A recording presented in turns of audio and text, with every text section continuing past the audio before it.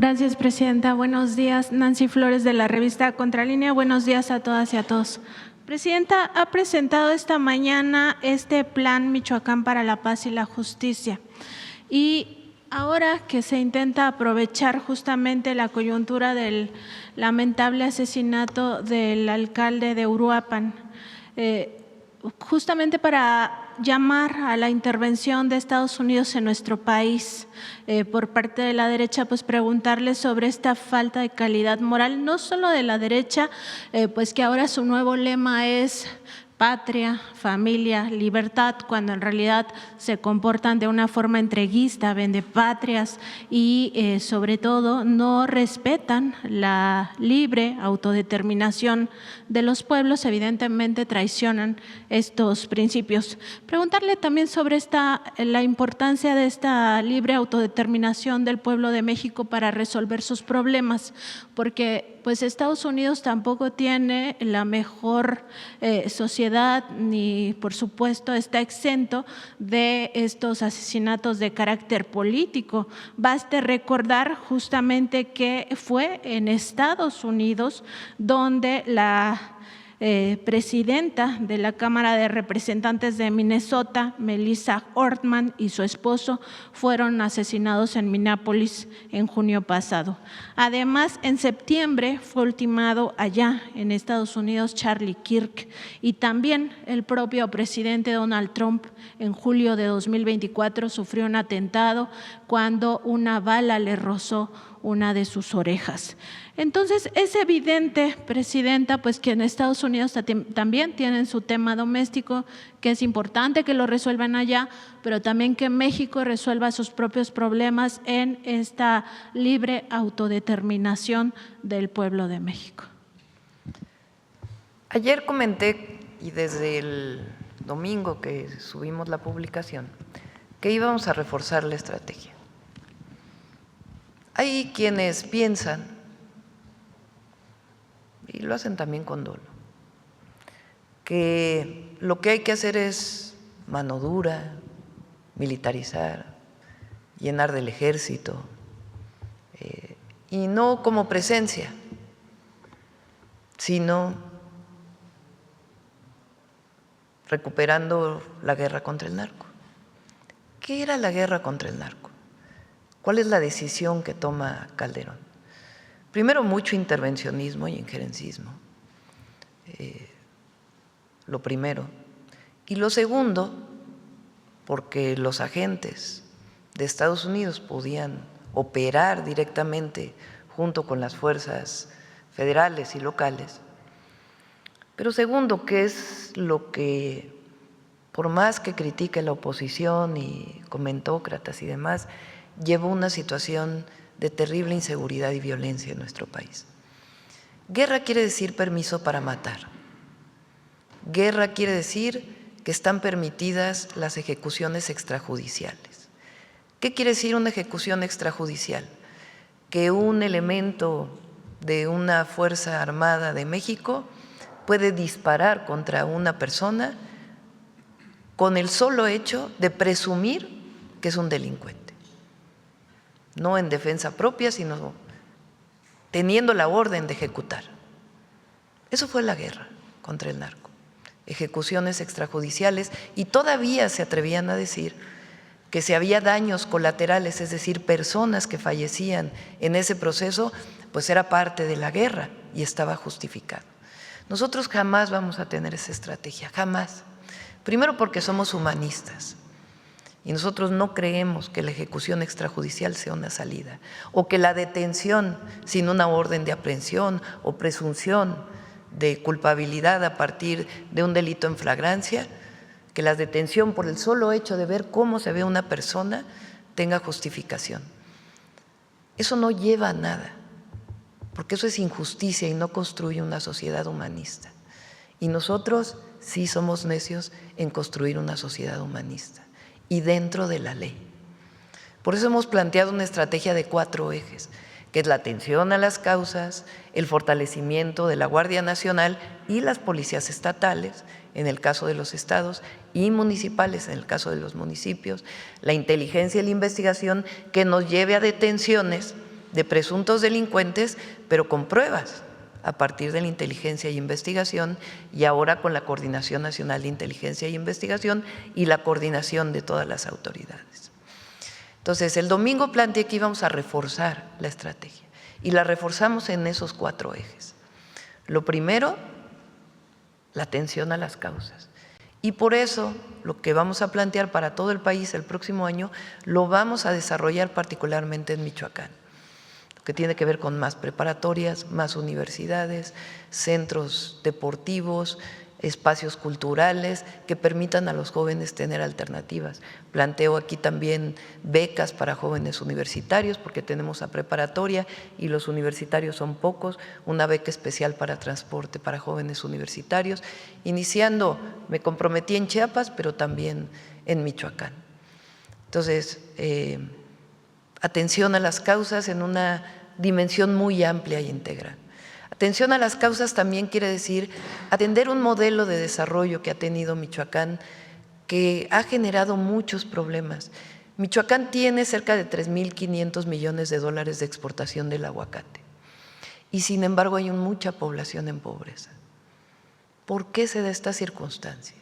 ¿Cuál es el modelo de producción del aguacate? ¿Por qué muchos jornaleros agrícolas todavía no tienen acceso a toda su seguridad social?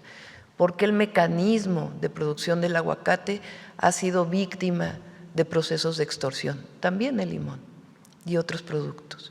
Entonces hay que entrar a revisar todo el proceso de producción y garantizar que los trabajadores tengan derechos, tengan una vida digna, tengan su salario mínimo y que el proceso del aguacate no sea sujeto, o de producción y exportación del aguacate, de estos procesos de extorsión.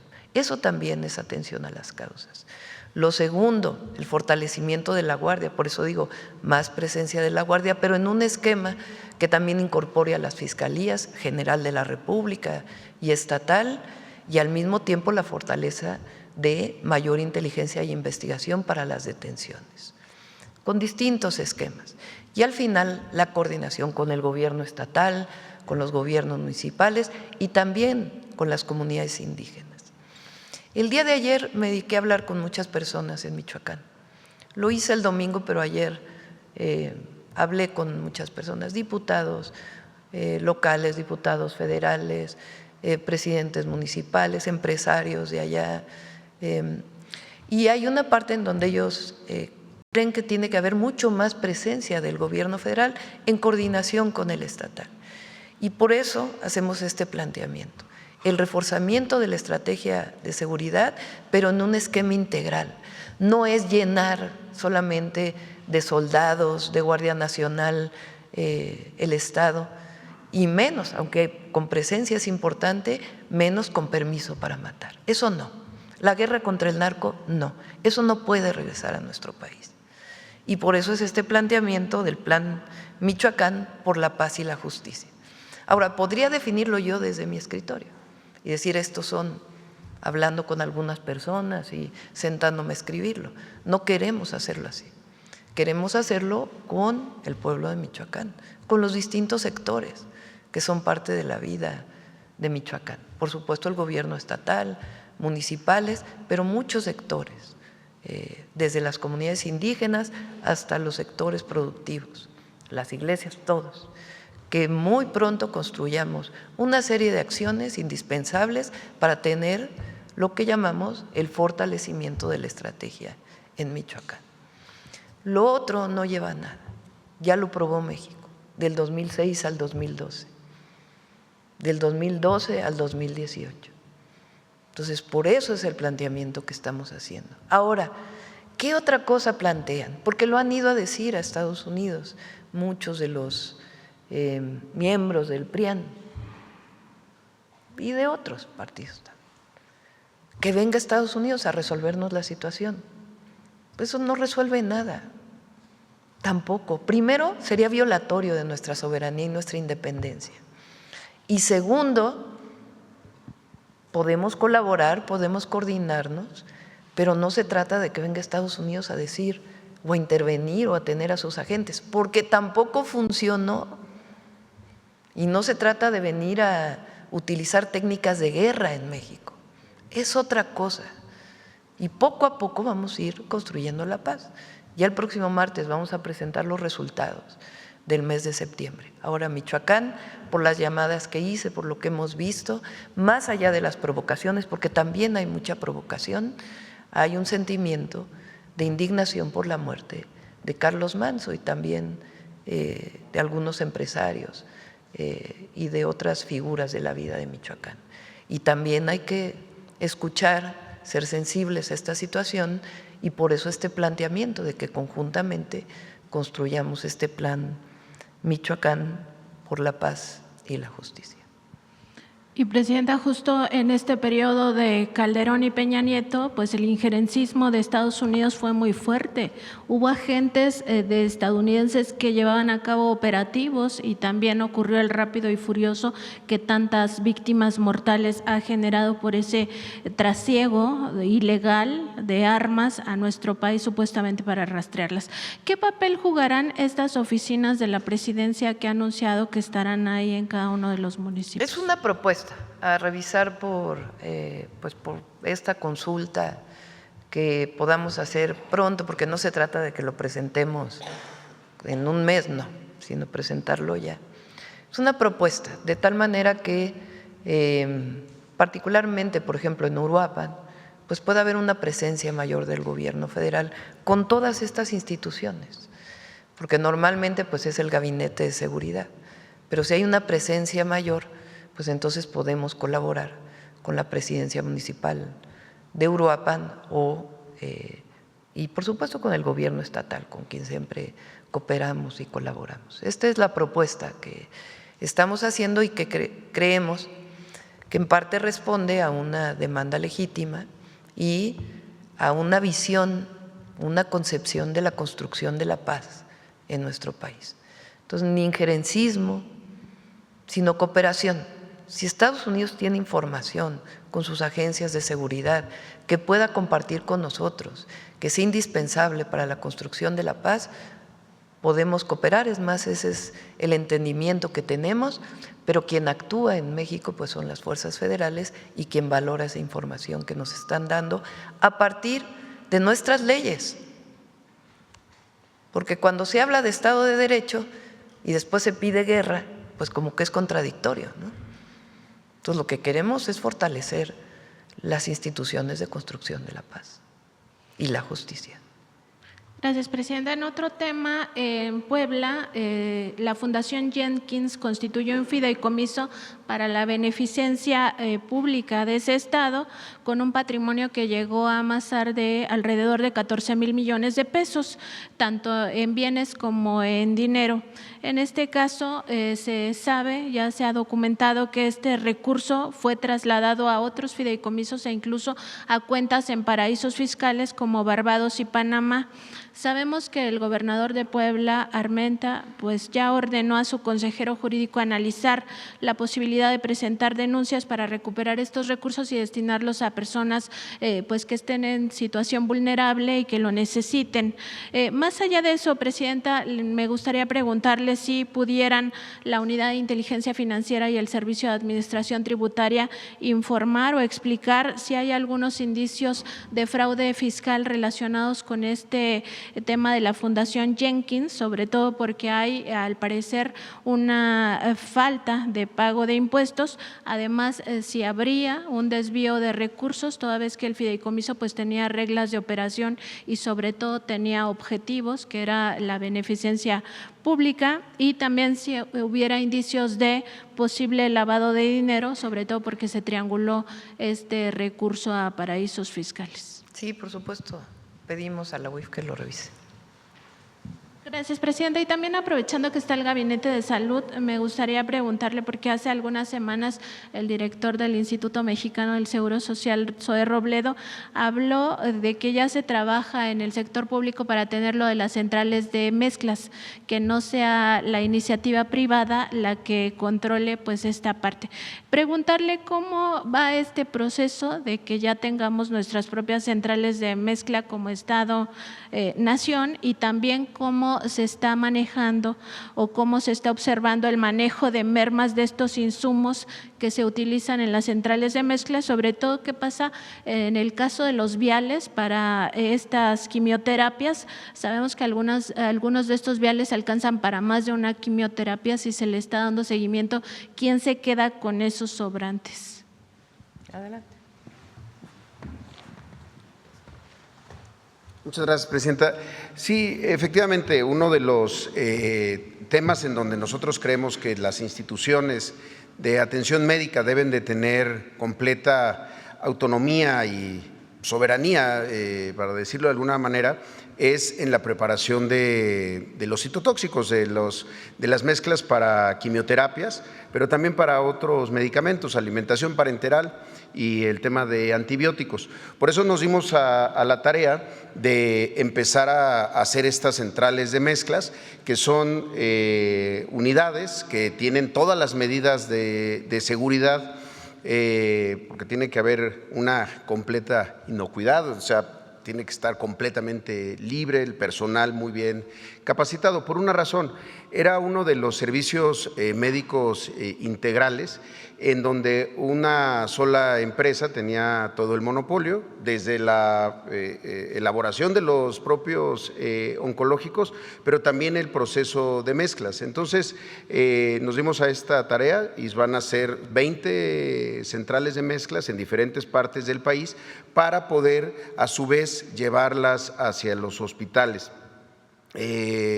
Vamos muy bien, nuestro contrato concluye en diciembre y queremos empezar el año ya sin la necesidad de volver a contratar las mezclas, porque justamente lo que pasaba era eso, uno contrataba las mezclas y entonces esto incluía tanto el medicamento como el proceso de elaboración del bolo para las quimioterapias, pero no se decía exactamente qué estaba pasando con cada vial.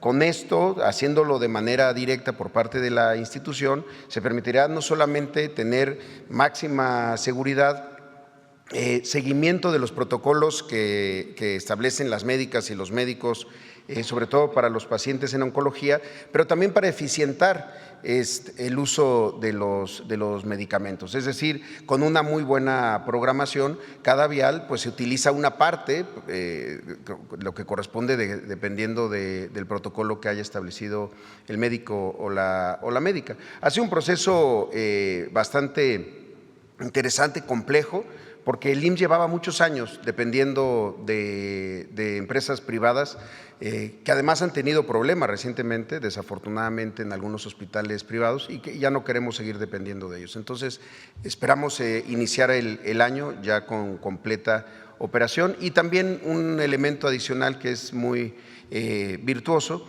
es que en algunos lugares, platicando con el IMSS Bienestar o con el ISSSTE, que tienen todavía estos contratos, podemos generar también el servicio para otras instituciones públicas hermanas.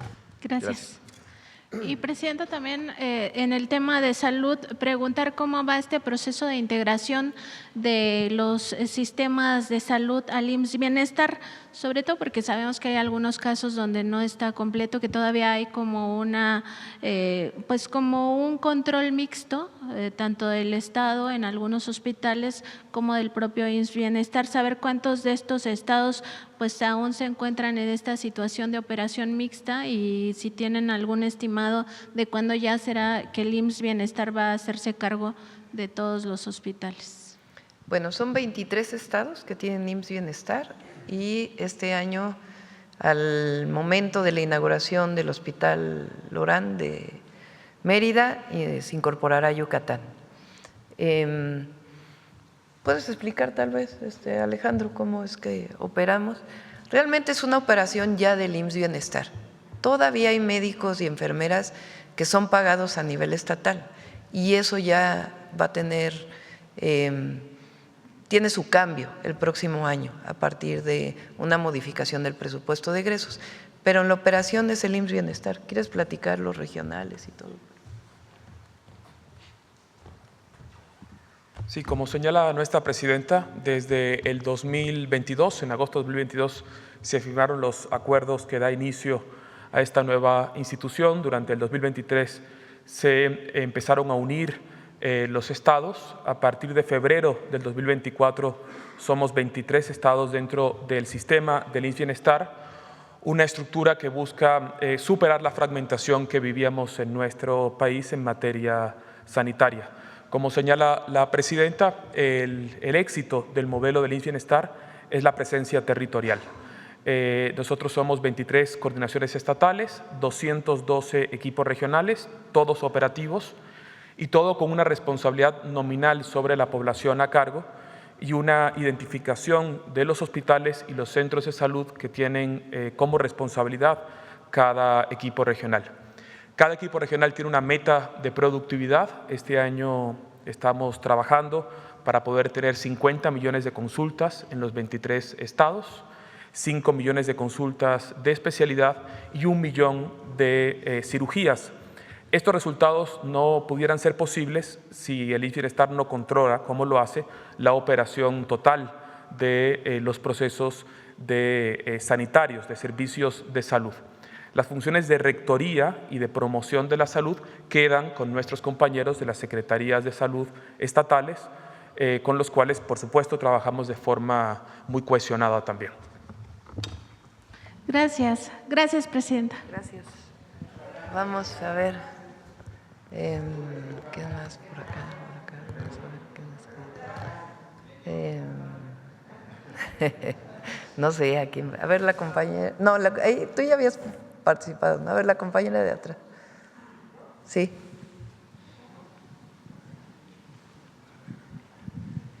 Gracias, presidenta. Era la de atrás, pero bueno, adelante, ya. Adelante. Me gustaría precisar específicamente con respecto a las relaciones diplomáticas con Perú. Bueno, primero me presento, Olga Ojeda Lajud, corresponsal de Imagen de Veracruz, diario del Istmo que pertenecen al corporativo Imagen del Golfo. Precisar si vamos a mantener las relaciones diplomáticas con Perú, como se ha hablado históricamente, como se ha hecho históricamente, y también conocer específicamente su opinión sobre este tema. Sí. ¿Quieren participar sobre el...? Ellos conocen todo el... Ahora hablamos de la política, pero lo que tiene que ver con lo jurídico. No, nada más decirles, el gobierno de Perú ha decidido romper relaciones con México. Entonces, no se van a mantener las relaciones diplomáticas.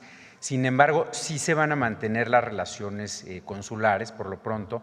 ¿Por qué? Para poder seguir prestando atención a nuestros ciudadanos en Perú y que el gobierno de Perú pueda prestar atención a sus ciudadanos en México. Eso es lo que se mantendría por el momento y lo que ya mencionamos, tanto la subsecretaria Serur, Pablo, yo, pues se mantiene por supuesto la relación con el pueblo peruano, que es un pueblo con el que tenemos una relación de amistad histórica.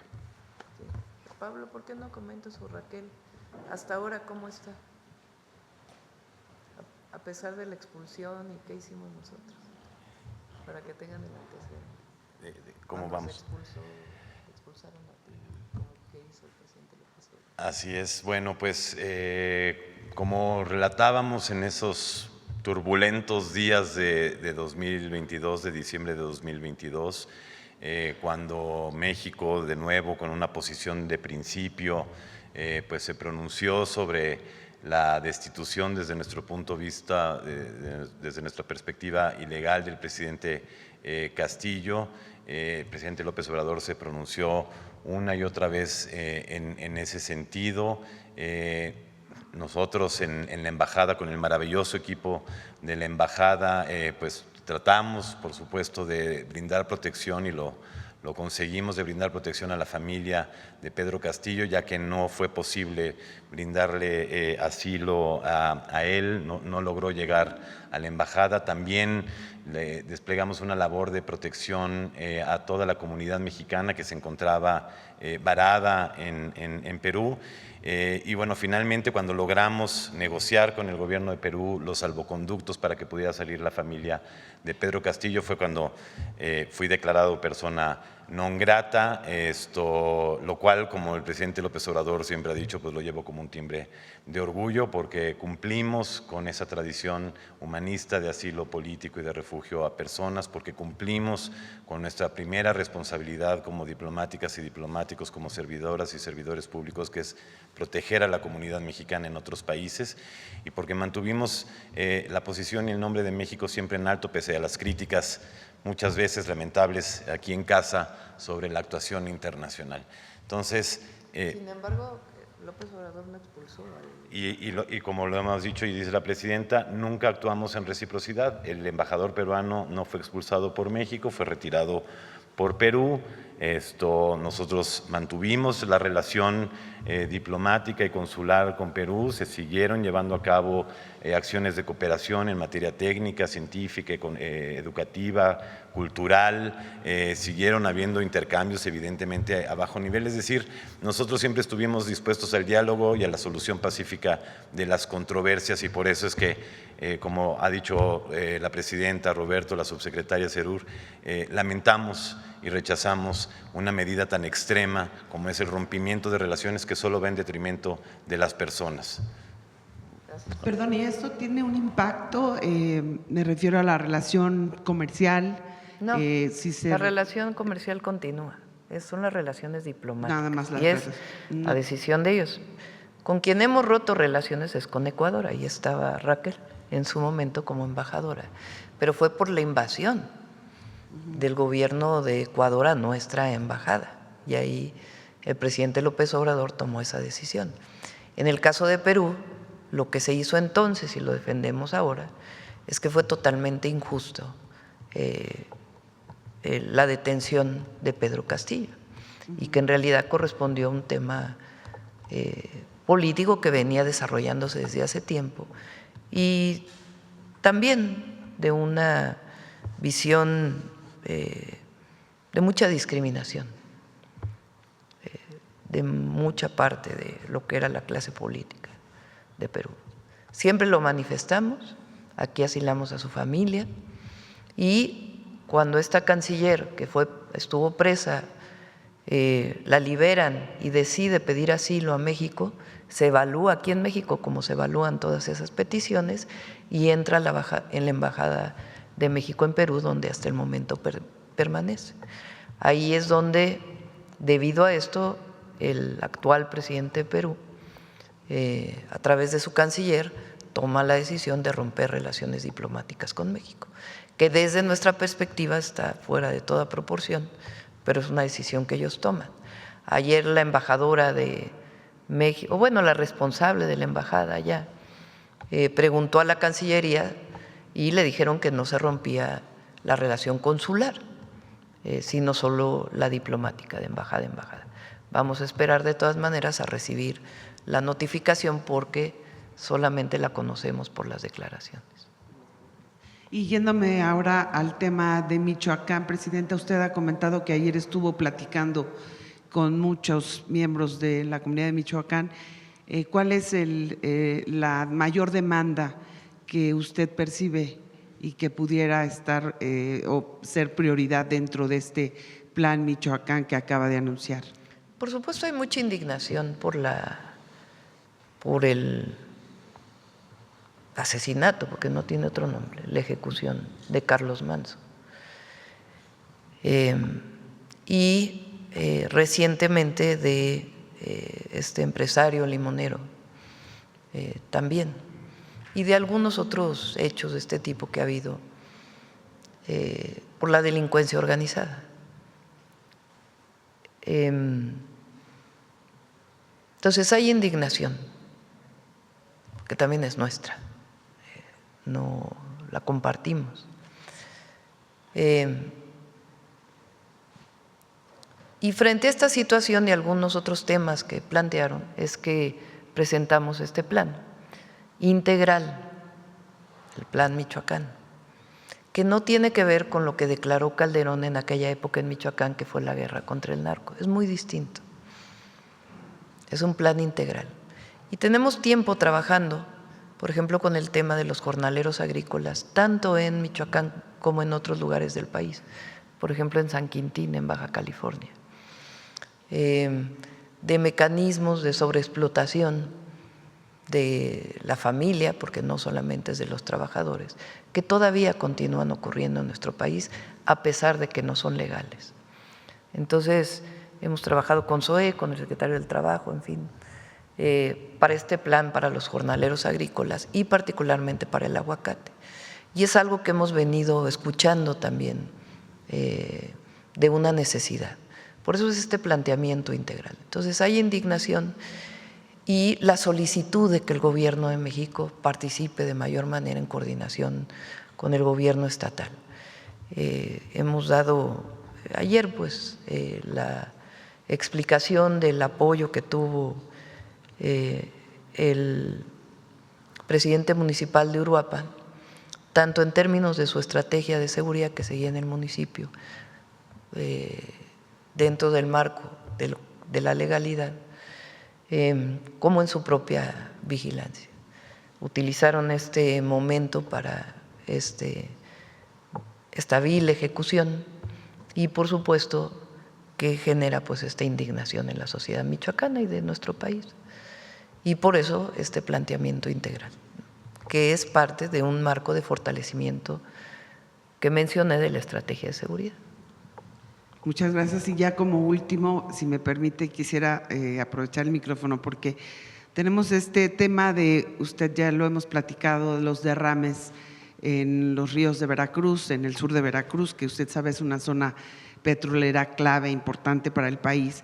Y bueno, recientemente tuvimos todos estos derrames, afectaron a más de 200 pescadores. Queríamos saber si pues que es un tema de alguna manera de seguridad energética y ambiental, y que pese a estos reclamos nunca se ha visto una sanción, digamos, específica, o queremos saber si de alguna manera, como este es un tema que compete a la Federación, si tienen planeado llevar a cabo alguna estrategia específica para evitar, para controlar este tipo de afectaciones que, bueno, en este caso fueron 200 pescadores, pero también es el medio ambiente y también son los ríos. Dices de la reciente fuga que hubo en el norte debido a las lluvias. Sí. De los varios ríos que resultaron afectados por las lluvias. Sí. Pero bueno, por los derrames que se dieron después. Sí, se dio justamente por el fenómeno meteorológico. De todas maneras, están haciendo una revisión que se llama de causa raíz de por qué se dio esta fuga. Y pues generando las condiciones para que aún a pesar de que haya estas lluvias, pues no haya o no se generen estas fugas de petróleo, de combustible. Entonces sí está trabajando Pemex y con gusto lo invitamos para que informe. Muchas gracias. Sí. Ahora sí la compañera atrás porque…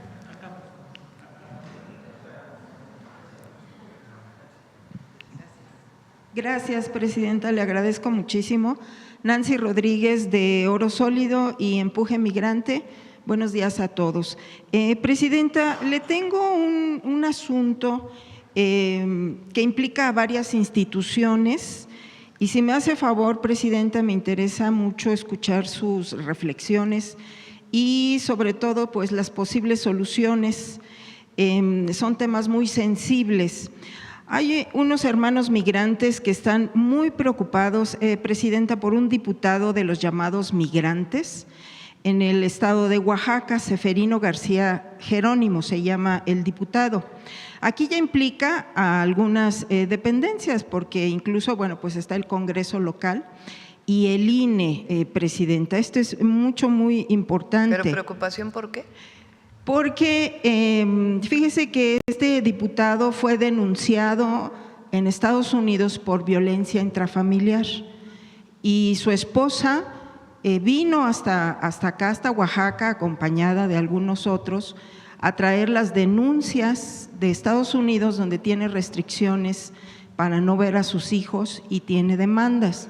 Entonces también esa es una parte de las dependencias que implicaría.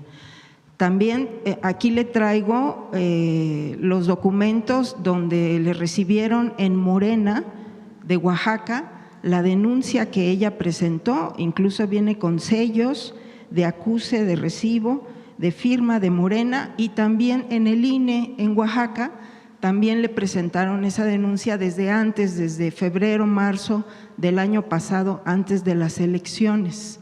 Entonces, ahí ya implica a otras dependencias. También, Presidenta, fíjese que este diputado es empresario allá en Estados Unidos, tiene varios negocios, restaurantes y otros negocios, y desafortunadamente también tiene allá en Estados Unidos denuncias de maltrato a los trabajadores, obviamente violaciones a sus derechos laborales. Y bueno, esto implicaría también otra visión y otra implicación allá en Estados Unidos. Y pues lamentablemente también ha embarazado a algunas trabajadoras, Presidenta, y también han presentado denuncias allá en Estados Unidos. Entonces, yo estoy segura que el gobernador no sabe, porque hay fotografías cercanas de este diputado con el gobernador Salomón Jara, y bueno, pues la verdad es un tema muy delicado y que implicaría también la revisión de la designación de estos diputados migrantes. Ahora, son plurinominales, también ahí implica pues ahora con su reforma electoral, Presidenta, pues revisar estas figuras para designar a los Le pedimos diputados. a la secretaria de Gobernación, a Rosa Isela, que revise el caso, si te parece. Sí, ok, Presidenta. Y también le traigo las denuncias en Estados Unidos, aquí están las… Le pedimos a Rosa Isela que lo revise. De la Corte. También por otra parte, Presidenta, otro tema que nos interesa muchísimo, bueno, dio a conocer aquí lo del chocolate del bienestar, lo del café del bienestar, y pues nos reclaman porque no lo encuentran. En lo personal también lo he estado yo buscando. Es en que el ISSSTE. solamente en las tiendas del bienestar. Exactamente. Ahora le pregunté a María Luisa, porque me preguntan mucho. Sí. Y vamos a ver si se busca un espacio cerca. Y bueno, en esta investigación en las tiendas del ISSSTE nos dimos cuenta que ya está la leche liconza. Entonces, de alguna manera, pues ya se maneja productos de este tipo.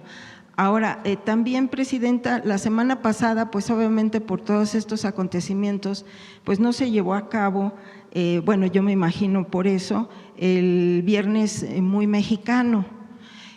Mire, Presidenta, este tema es bien importante también porque en el sexenio de Calderón y de Peña Nieto se hicieron los llamados incubadoras para pequeños y microempresarios. Entonces, hemos estado dándole seguimiento a la licenciada, a la maestra María Luisa Albores, que ha estado visitando ahora con la tragedia en Puebla, en Veracruz, a estos pequeños productores. Estuvimos en una entrevista con el gobernador de Puebla y nos habló de estas cooperativas que están impulsando precisamente su gobierno.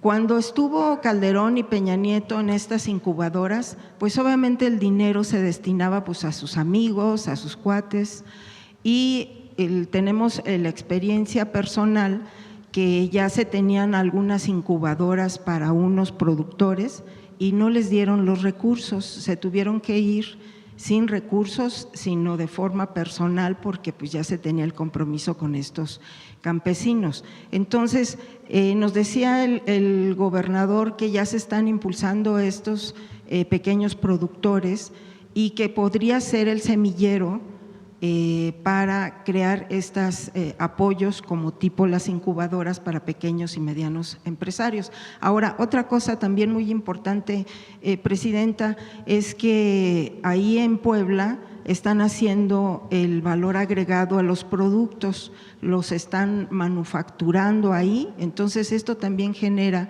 pues fuentes de empleo para los diseñadores de los empaques, cosa que le critican mucho a México porque no tienen empaques atractivos en las ferias internacionales.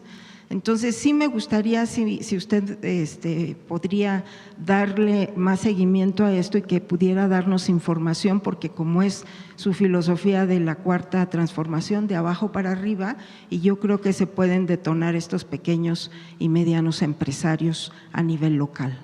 Sí, le damos seguimiento, ya lo presentamos. ¿Sí? Sí, para no Gracias, tomar mucho presidente. tiempo. Vamos, a ver quién de salud. A ver, de salud. Gracias, presidenta. Graciela Bravata, de Ahora Noticias. Mi pregunta sería para el secretario de Salud, si me lo permite, que nos pudiera explicar más, ahora sí que precisar más los detalles sobre la vacuna de papiloma, porque mucha gente desconoce. Si bien es cierto que es un trabajo que han llevado a cabo en las comunidades, todavía hay un desconocimiento y peor aún, un detalle, no me pida de dónde, pero las están vendiendo esas vacunas hasta en 800 pesos.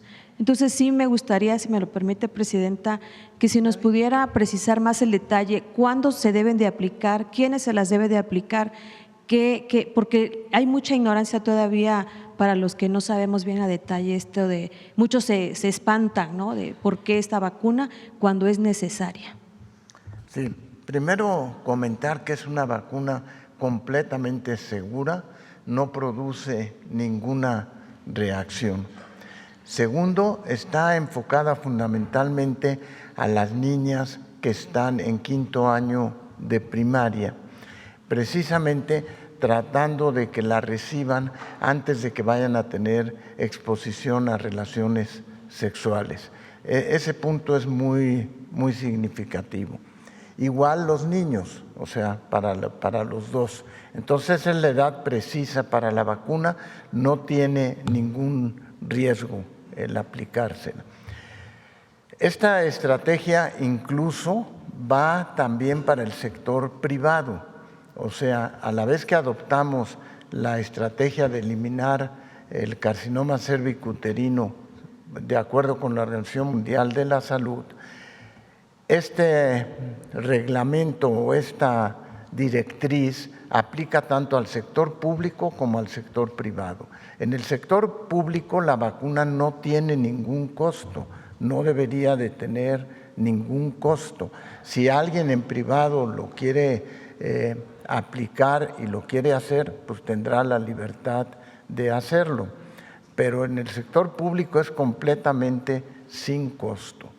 Y estamos también haciendo la vacunación incluso extramuros, o sea, no tienen que ir necesariamente a un centro hospitalario para vacunarse, sino que estamos haciendo la vacunación extramuros en sitios específicos donde pueden acudir a recibir la vacuna.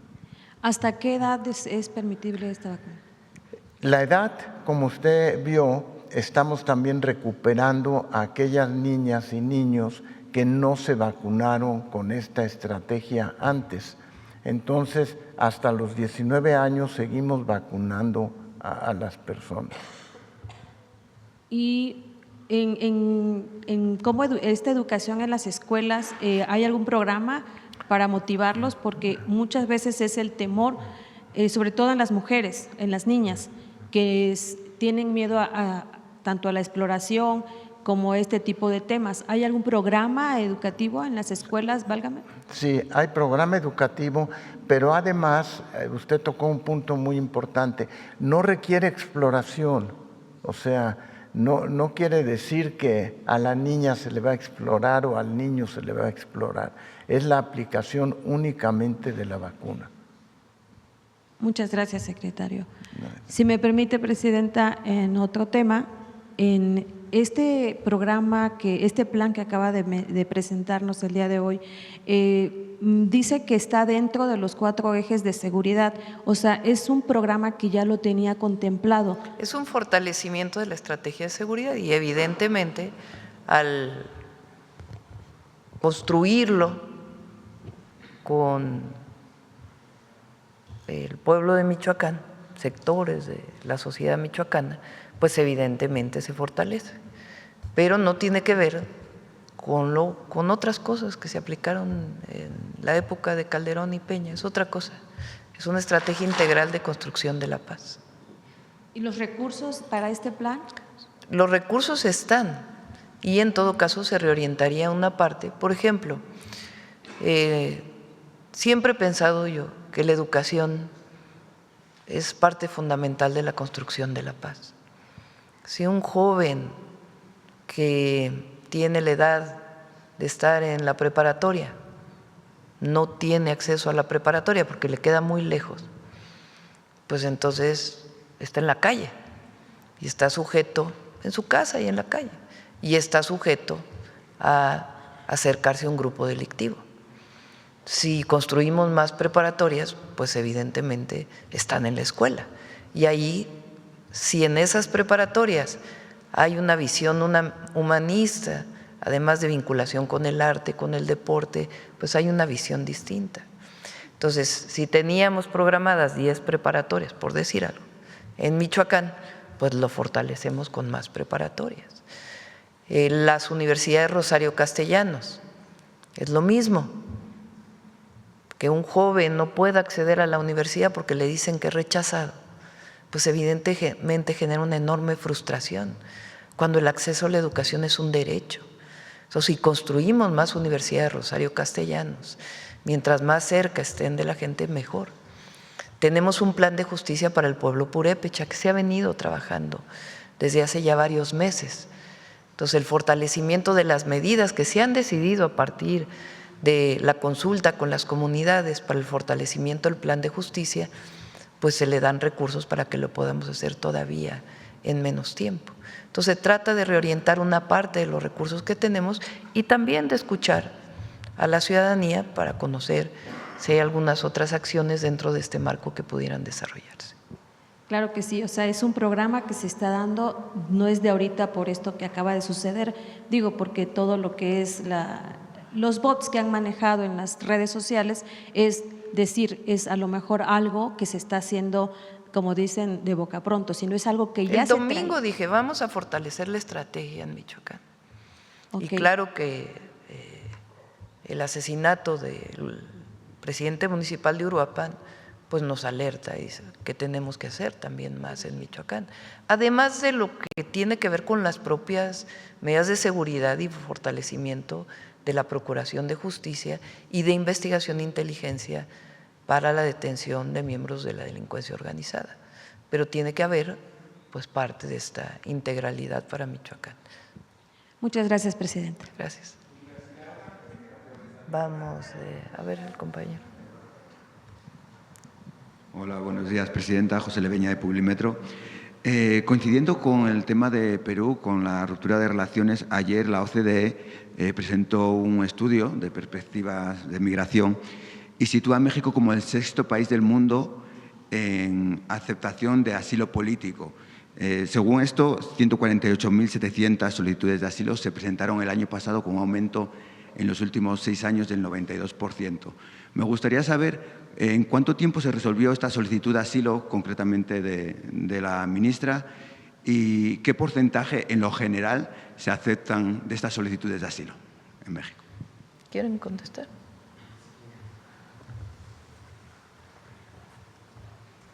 Nada más para distinguir, porque la cifra que tú mencionas corresponde al otorgamiento de refugio que se otorga a través de Comar. Son personas que llegan a nuestro país y hacen un trámite para solicitar refugio. El asilo político tiene un trámite distinto y tiene consideraciones distintas. En este caso se hace por una persona que llega a nuestra embajada en Perú. Y Pablo puede, si quiere, mencionar los tiempos, presidente.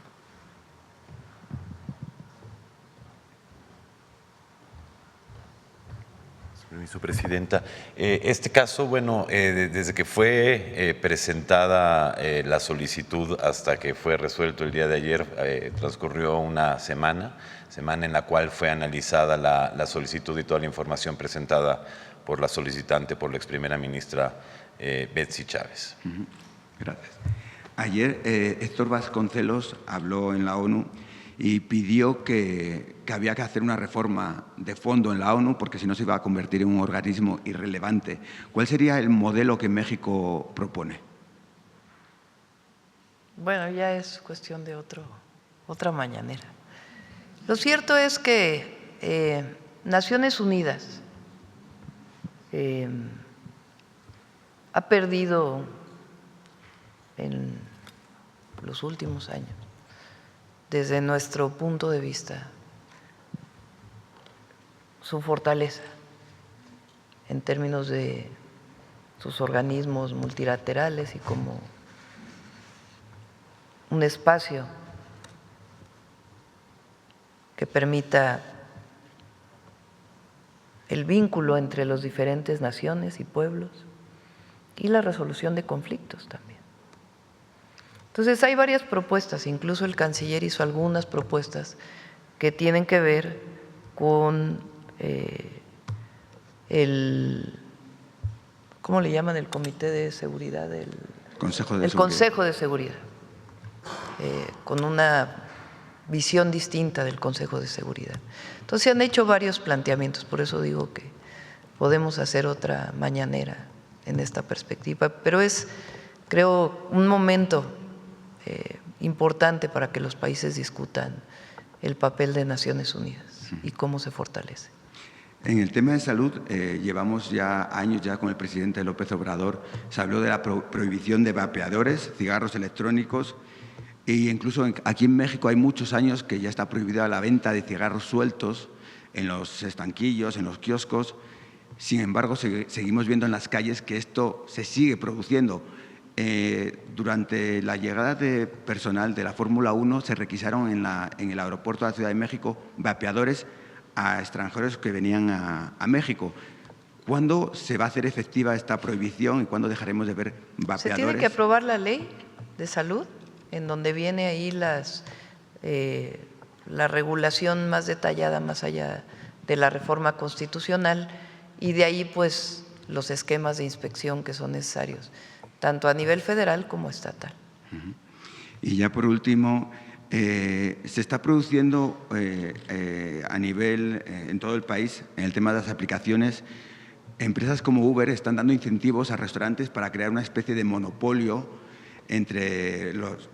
para que solo los restaurantes y comercios puedan entregar mercancía a través de ellos. Es una actuación de exclusividad que en Estados Unidos Uber ha demandado a su competencia por realizar esta práctica. Pero aquí en México Uber está realizando esta propuesta económica a los comerciantes.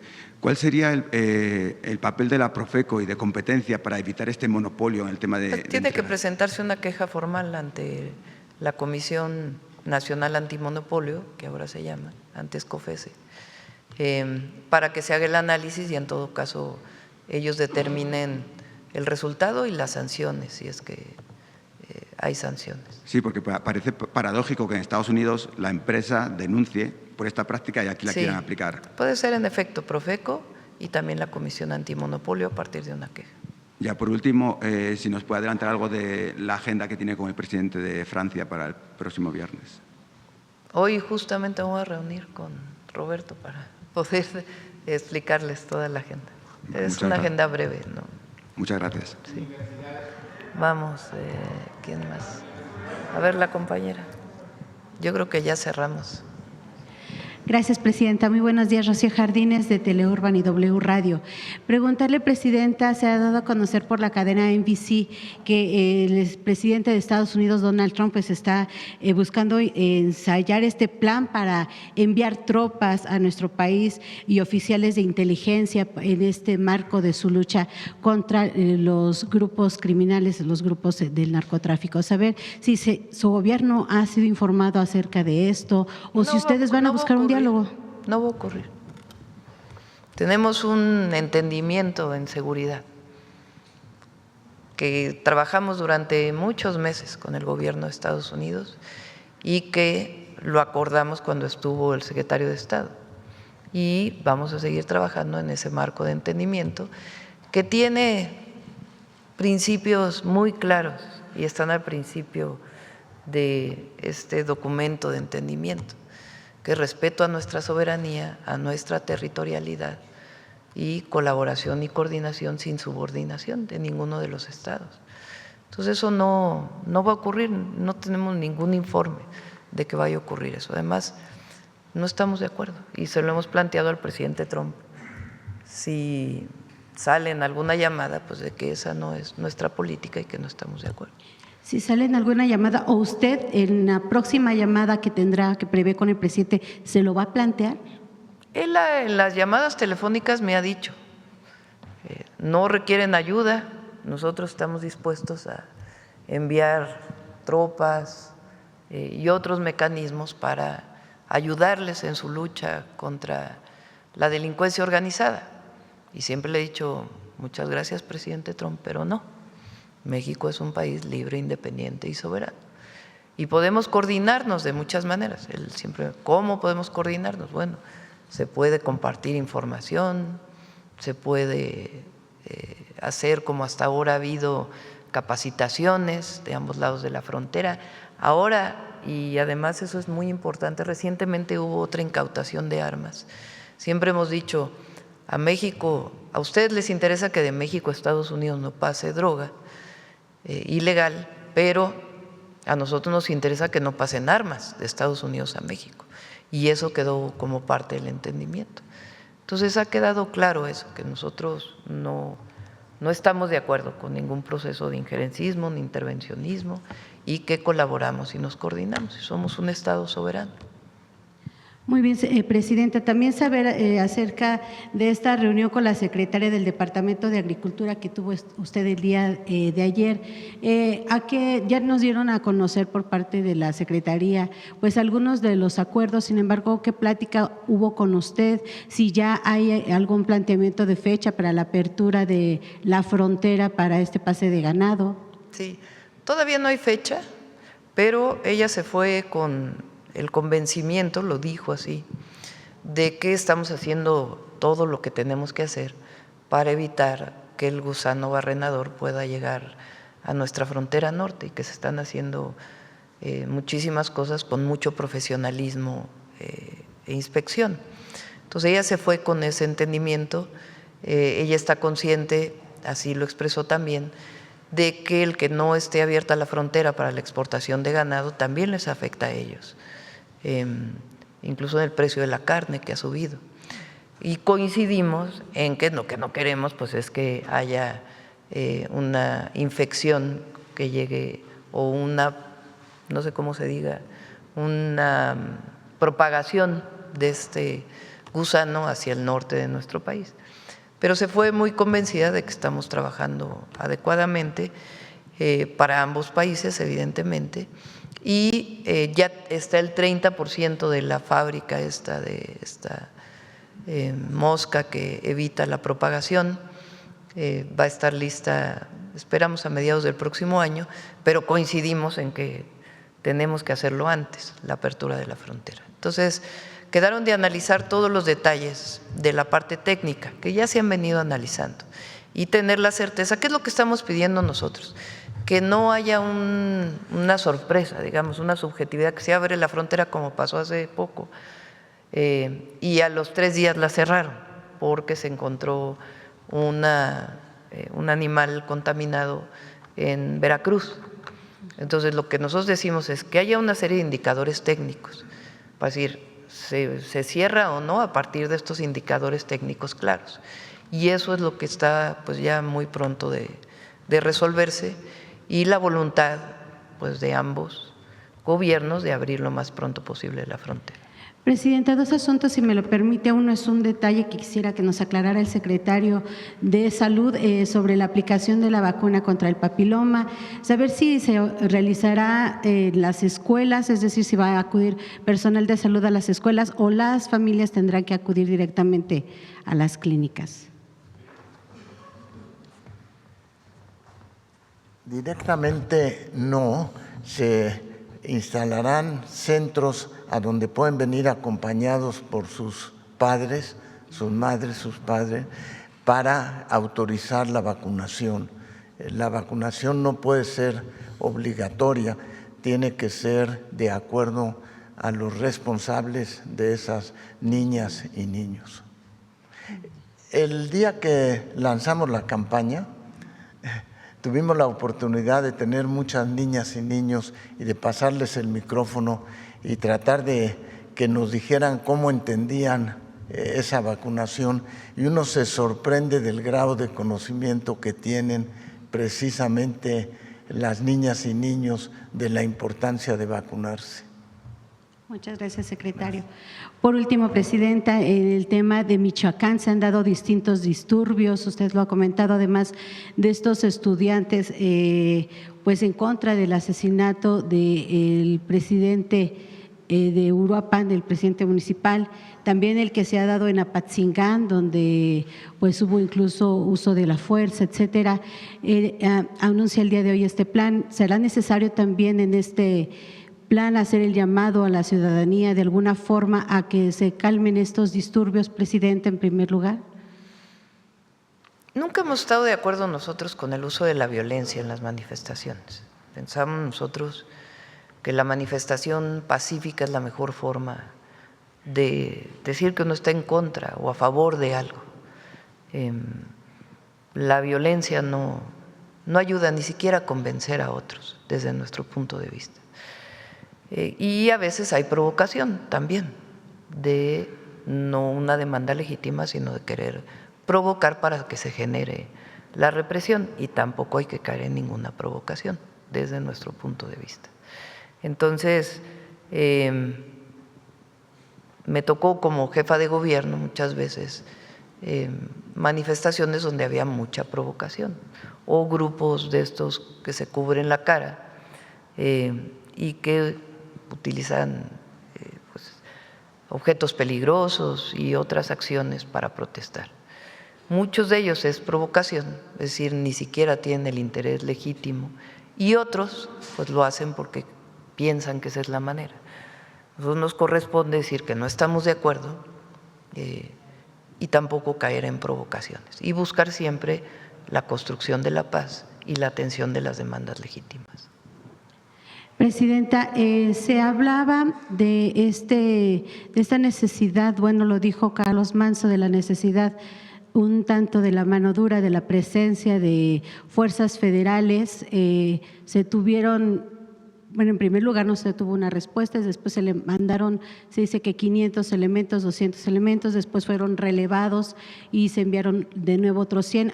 Ahora anuncia este plan. Usted siempre se ha dicho en contra de la mano dura y que la respuesta no es la fuerza. Hoy anuncia este plan donde entre varias acciones pues sí se contempla el envío de más elementos de la Guardia Nacional. Saber cuántos elementos se enviaron, por qué no fue antes, presidenta, también. Sí, ayer lo explicó el general secretario, yo creo que lo explicó con mucha amplitud. Y hay muchos videos de él reconociendo ese apoyo, muchos videos. Y tenía mucha comunicación con el comandante de la 21 zona militar. Digo la primera porque como estuvo en la ciudad, me viene a la mente, pero de la 21 zona militar. Entonces él tenía, y en las últimas semanas tuvo una reunión con él, entonces había comunicación. Más allá de si estábamos de acuerdo en su planteamiento o no, porque no creo que hoy valga la pena digamos, discutir con él, ¿verdad? Porque finalmente a todos nos duele la manera en que fue ejecutado realmente. Es muy distinto enviar las fuerzas federales para la presencia y en todo caso la detención de delincuentes en flagrancia o a partir de una orden de aprehensión o para la investigación, que enviarlos a usar sus armas contra un presunto delincuente. Son dos cosas distintas. Nosotros no creemos que las ejecuciones, ¿por qué se llaman ejecuciones extrajudiciales? Porque primero, en México la pena de muerte no existe desde hace muchísimos años. Y segundo, toda persona tiene derecho a un juicio, toda persona. Esa es la Constitución en México, esas son las leyes. Y además, como humanistas estamos de acuerdo con eso. Toda persona tiene derecho a un juicio para saber si es culpable o no. Vivimos en México mucho tiempo donde el Poder Judicial liberó a delincuentes que eran culpables a partir de corrupciones y otras componendas. Y esta reforma al Poder Judicial y la nueva elección espero que se traduzca en que esto se minimice al máximo y que realmente se haga justicia. Eso tiene que ver con un sistema de justicia que realmente cumpla con llevar a la detención a personas que son culpables de un delito. Entonces es muy distinto la presencia de fuerzas federales para hacer presencia, para evitar confrontaciones, para evitar o para tener una presencia que evite que los grupos delincuenciales operen. Es muy distinto que esas mismas fuerzas federales con estatales o municipales actúen para detener en flagrancia a un delincuente o frente a una orden de aprehensión o realicen un cateo a partir de una orden judicial a que lleguen a disparar sus armas. Son dos cosas distintas. Y nosotros no creemos, porque además ya se probó en México durante por lo menos 6 años y Peña prácticamente siguió el mismo mecanismo, que eso funcione. Eso llevó a más violencia. Entonces nosotros, por eso tenemos 2 ejes en nuestra estrategia. Una, la atención a las causas. No queremos que ningún joven se acerque a un grupo delictivo. El discurso de la esposa del presidente municipal es muy fuerte, diciéndole a las madres, a los padres, hay que cuidar a nuestros hijos. Y es cierto. Y el Estado también tiene una función en ese sentido, y por eso la educación y por eso el acceso a los derechos de los jóvenes. No queremos que ningún joven se acerque a un grupo delictivo y tenemos que hacer todo lo que esté en nuestras manos para atender que los jóvenes tengan acceso a derechos y ni les pase por la mente acercarse a la muerte, porque un grupo delictivo es la muerte. Entonces, es la atención a las causas y por otro lado, la cero impunidad, porque tiene que cumplirse con la ley, tiene que cumplirse con la ley. Entonces, esas son nuestras estrategias a partir de 4 ejes que hemos definido. Y el Plan Michoacán tiene que ver con el fortalecimiento de esos ejes a partir de escuchar lo que dice la sociedad michoacana para su fortalecimiento. Un poquito reiterar esta pregunta, Presidenta, ¿por qué ahora? ¿Por qué no desde que tenemos presencia en Michoacán? Tenemos presencia. Y ha habido detenciones, muchas detenciones que el próximo martes las puede explicar el secretario de Seguridad. Ha habido muchas detenciones en Michoacán, ha habido presencia en todos los sentidos en Michoacán, pero tenemos que escuchar a la ciudadanía. Y por eso les digo, además, no las redes, porque las redes, si ya espero que mañana también se pueda hacer el análisis, es una cantidad de dinero vinculada con todas las tendencias que hay en las redes contra el gobierno, tremenda. Mucho dinero en toda esta tendencia de las redes, sino realmente escuchar a la ciudadanía. Y por eso mi decisión, decir vamos a fortalecer la estrategia en Michoacán. Lo dije desde el domingo, que tuvimos la reunión de seguridad, convencida. Pero cómo fortalecer esta estrategia es este planteamiento que estoy haciendo. Vamos a hacer el Plan Michoacán por la paz y la justicia, pero que en estos días me ayude el gabinete, compañeros del gabinete, pues a hablar con distintos sectores que nos puedan garantizar que están de acuerdo muchísimos sectores de la sociedad michoacana de que en efecto este planteamiento que estamos haciendo tiene la percepción de quien vive en Michoacán. Y obviamente con el gobierno del Estado y los gobiernos municipales o muchos gobiernos municipales. Y también con organizaciones. La fuerza de las comunidades indígenas en Michoacán es muy importante. De los núcleos agrarios también es muy importante. Y empresarios, y escuchar a todos. Los últimos planteamientos en el tema de Michoacán, Presidenta. Usted… Ahora, la oposición va a decir lo que quieran, sí. Que si lo hicimos, ¿por qué lo hicimos? Y si no lo hicimos, ¿por qué no lo hicimos? Entonces, nosotros estamos convencidos de que es la estrategia correcta y que la construcción de la paz, en vez de hacer la guerra, es lo mejor que nos puede ocurrir en el país. Llama un poco la atención, Presidenta, en el por qué no se hizo en este cuestionamiento que usted comenta hacia la oposición, porque no solamente Carlos Manso solicitaba la intervención de las fuerzas federales, también lo hizo en su momento el ahora jefe de la oficina de la presidencia, Lázaro Cárdenas Batel, de esta necesidad de la presencia de las fuerzas federales en Michoacán. Usted ha señalado al gobierno de Calderón. Espurio Calderón y ahora no. Usted es distinto y la propuesta es distinta. Muy distinta. Pero algo no está funcionando, Presidenta, no nada más hablemos, bueno, sí, el gobierno de Calderón. El próximo, empezó, siguió con Peña Nieto, nada más. Mira, el próximo martes. Se mantuvo con López Obrador, Presidenta. Mira, el próximo martes vamos a presentar los resultados para el país, incluso para Michoacán. Los resultados de disminución de homicidios, disminución de delitos de alto impacto, y cómo ha estado funcionando la estrategia de seguridad que nos planteamos desde el primer día que llegamos al gobierno. En Michoacán también hay presencia y hay mucho trabajo, y el gobernador también ha hecho una buena parte del trabajo. Ahora, frente a lo que está al homicidio del presidente municipal y esta solicitud que está haciendo la sociedad en Michoacán, pues hacemos este planteamiento. Si no lo hiciéramos, también nos dirían, bueno, ¿cómo no escuchan lo que está diciendo Michoacán? Claro que hemos estado actuando en Michoacán, incluso con el presidente municipal de Uruapan. Repito, él tiene muchos videos en donde incluso agradece la presencia. Lamentablemente y condenablemente se da este homicidio. Y por supuesto, el tema de la delincuencia organizada hay que atenderlo de manera integral. Sí, con policía, sí, con Guardia Nacional, sí, cuando se necesite el ejército, pero no con ejecuciones. Muy distinto es cuando hay un enfrentamiento y las fuerzas del orden se defienden, a llegar a ejecutar, que fue la estrategia de Calderón. Repito, la guerra contra el narco era el permiso para matar y eso no llevó a ningún lado.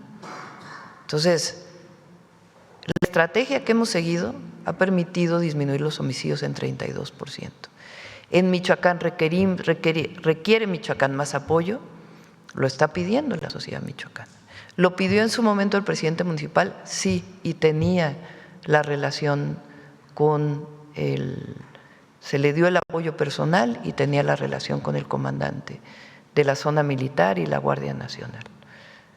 Lamentablemente, frente a esta circunstancia y este condenable homicidio, tenemos que decir cómo fortalecemos el Plan Michoacán. Y ese es el planteamiento que estamos haciendo. ¿Qué va a decir la oposición o algunos medios o algunos comentócratas? O cualquier cosa que hagamos la van a criticar. El tema es que nosotros tengamos la certeza de que estamos haciendo lo correcto. Ahorita existe esa certeza, Presidenta, reitero, sí. Este tema escaló desde el gobierno también de su antecesor, Andrés Manuel López Obrador.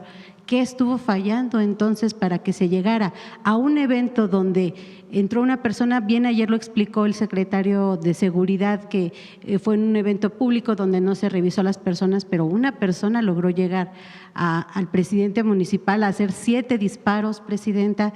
Entonces algo estaba fallando y no nada más, bueno, fue en el gobierno de Felipe Calderón, escaló también con Peña Nieto, pero algo entonces también falló en el gobierno de la Cuarta Transformación, ¿o por qué llegamos a esto? Y por último, ya si me permite para dejar el micrófono, Presidenta, saber si tiene información acerca del atacante, si ya se sabe la identidad de se habla que es un menor, incluso entre 17 y 19 años, y bueno, también es un foco rojo, Presidenta, gracias. Si uno ve, por supuesto que… repito, todos condenamos el homicidio y lo primero que tiene que haber es justicia, lo primero, antes que nada, tiene que haber justicia y ahí es donde está nuestro compromiso, de que todo el Gabinete de Seguridad apoyará a la Fiscalía del Estado y si es necesario, y así lo solicitan atraer el caso por la Fiscalía General, se apoyará a la Fiscalía General o a la Fiscalía del Estado. Por eso se creó un área nacional, un sistema nacional de inteligencia e investigación que pueda ayudar desde la prevención hasta la atención de casos lamentables como este. El martes vamos a presentar los resultados de la estrategia de seguridad. Los resultados de la estrategia de seguridad.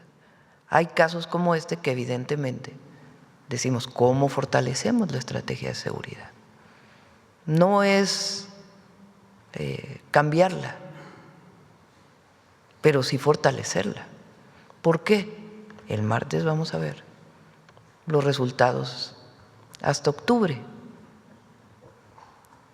en los datos duros. Entonces, el plan es por lo que pasó, sí, hay que fortalecer la estrategia, pero no es este llamado que hacen. Bueno, hay quien llamó a que todo mexicano tuviera un arma. No, eso no estamos de acuerdo. No estamos de acuerdo. No lleva a nada. La violencia no lleva a nada. ¿Cómo se atiende el problema de la delincuencia organizada? Con inteligencia, con investigación, con detenciones en el marco de la ley y con una estrategia de atención a las causas y la coordinación. Ayer lo decía,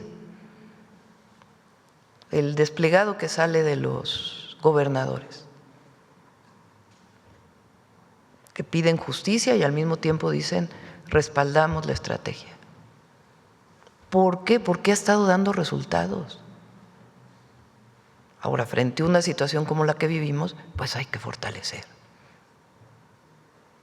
Eso es lo que estamos haciendo. ¿Y fortalecer con quién? Con la gente. Cercanos al pueblo siempre. Bueno, cerramos. No hay, todavía no está identificado. Ayer lo dijo el fiscal del Estado y todavía no está identificado. Había ayer varias noticias de que ya había sido identificado y aún no ha sido identificado. Bueno, muchas gracias a todos y a todas. Hasta luego.